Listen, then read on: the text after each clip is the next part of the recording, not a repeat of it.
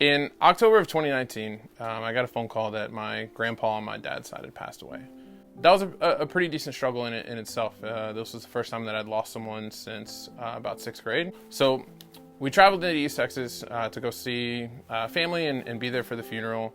And the night of my grandpa's visitation, I go over to Shelby's parents' house, and then her dad informs me my mom had just called him, and my grandpa on my mom's side had passed. So fast forward a little bit after that and dealing with that, and 2020 comes around, and we all know COVID kind of put us all in a lockdown.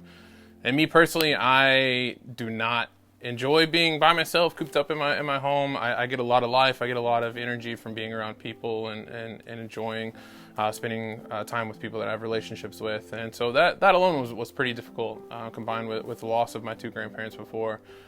And then on Easter Sunday, so I'd been out playing golf, and golf was kind of one of the things that I could do to get my mind off of COVID and the things that I was going on. And I got a phone call. I got a phone call from my stepmom. When I picked up the phone, she was in a panic.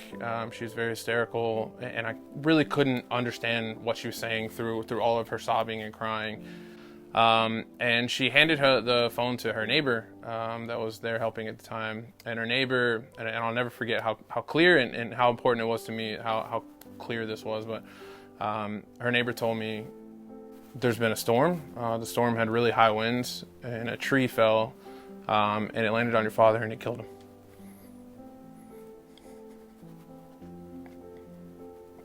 Sorry, it's tough. And I remember just falling straight to the floor in our kitchen and just sobbing and telling my wife what had happened. And I remember that day just kind of almost feeling like nothing. My dad and I, we didn't have the best relationship. We had gone through some stuff in high school, and I ended up moving out of his house and in with my mom. My parents are split.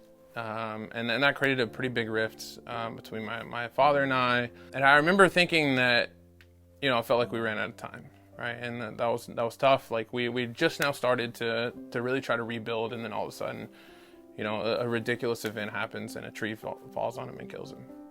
I remember eating dinner with Shelby one day, and man, I couldn't talk. I was so down. And I realized it was really, I think, the point where the Lord met me and showed me that something was not right. And I remember just telling her, and I couldn't fix it anymore, and that I needed help.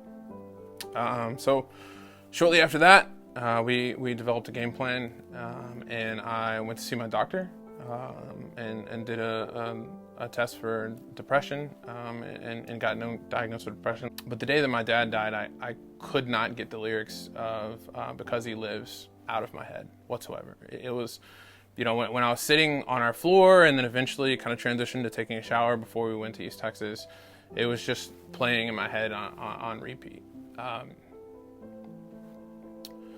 Because He lives, I can face tomorrow. Because He lives, all fear is gone.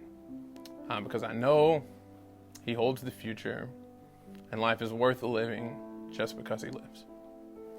And that really became a rock for me.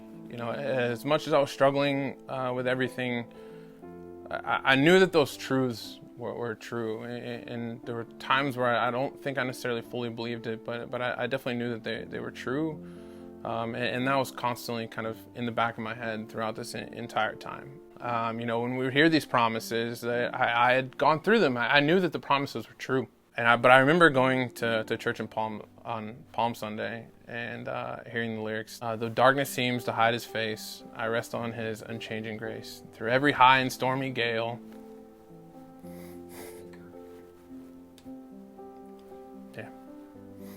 Yeah. My anchor holds within the veil.